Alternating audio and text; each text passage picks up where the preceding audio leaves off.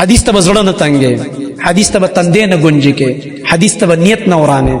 دریم ويسلموا تسلیما، دا حدیث به مکمل اومني. چې کله دې دا الله د نبی دا حدیثونه لاس وینځل به د قرآن نه مکمل لاس وینځي.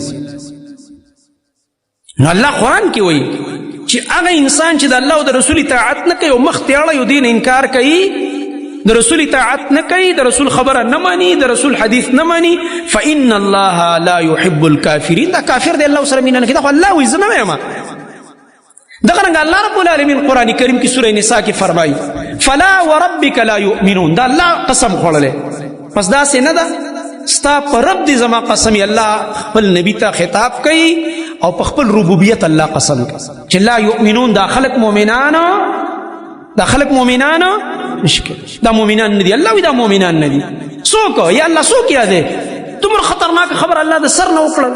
په الله مې دې قسم یې الله وی ستا په رب دې زما قسم یې منه. په خپل ربوبیت الله په خپله قسم کوي. نبی علیه السلام ته وایي چې دا خلق مؤمنان نه دي، نه د دوی ایمان ما ته منظور نه دی، دا مؤمنان نه دي. حتی تر دې پورې چې وروسته درې خبرې ذکر دا درې کار وکړي. اوله خبره څه ذکر کړي؟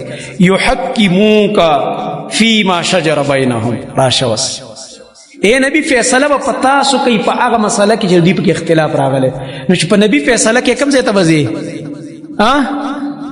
چې نبی علیه السلام ژوندی خو صحابه به راغله، د ښځې خاوند مسله به هم راغله، دواړو به بیانه کړه. نبي علیه السلام به فیصله وکړه. د دوو شریکوالانو به هم راغله، د دوو ګاونډیانو به هم راغله، د پلار او د زوی به هم راتله، د رور او د رور به هم راتله، بلکې د مسلمان او یهودي منځ کې مسلې راغلي دي. نبی علیه السلام ته به راغله، هغه به فیصله وکړه په عدل او په انصاف. احادیثو کې شته. چې کله ته حدیث نه منې، د یحکموک د دې نه د انکار وکړو. ځکه الله وایي نبی به فیصله کوي او د نبی فیصله په قرآن کې نشته. چېرته ده؟ په حدیث کې ده. نو یحکموک نه خو تعالی سوینځل حتی یحکموک فیما شجر بینهم.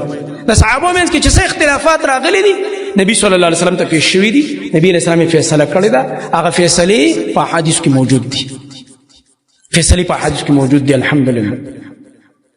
نو دی وجه نه زما محترم ورونه اول شرط الله دا لګي چې فیصله به په نبی کې منه دغه حدیث ته بغاړه دی دغه فیصله ته البته مؤمن یو کني مؤمن نه چې حدیث ونه مانی په د نبی فیصله ونه مانی ته مؤمن نه. دویم ثم لا يجدوا في انفسهم حرجا مما قضيت. بیا چې کله دا نبی کوم فیصله وکي منه په حدیث کې کوم فیصله راغله د نبی صلی الله علیه وسلم نه، بیا په دوی باندې د دوی زړه خفه کیږي نه، په زړه کې به تنګسیا او خفګان نه راولي. الا به ای زما نبی دا خلق مؤمنان کني دا مؤمنانو نه دي. دا الله وایي دا مؤمن نه دي. الله په قسم سره وایي، په قسم دی دا مؤمن نه دي. اول په نبی فیصله کوي، دویم په دې فیصله به خفه کیږي نه، منه په حدیث په اعتراض نه کوي. حدیث ته به زړه نه تنګې، حدیث ته به تندې نه گنجې کې، حدیث ته به نیت نه ورانه. دریم ويسلموا تسلیما. دا حدیث به مکمل اومني، ځان ورته تسلیم کی چې بالکل زما د نبی فیصله ده او د الله خوب نبی صلی الله علیه وسلم ته الله د قرآن د شرح اختیار ورکړو لتبین للناس ما نزل الیهم. قرآن کې الله فرمایي اے نبی ته به د دې قرآن چې د خلکو ته نازل شوی د دې تشریح به څوک کوي؟ ته به یې کوې. زمانه تاسو دا اختیار الله درکړ. نبی صلی الله علیه وسلم په خپل قول فعل او تقریر سره د دې شرح وکړه. الحمدلله موجود ده.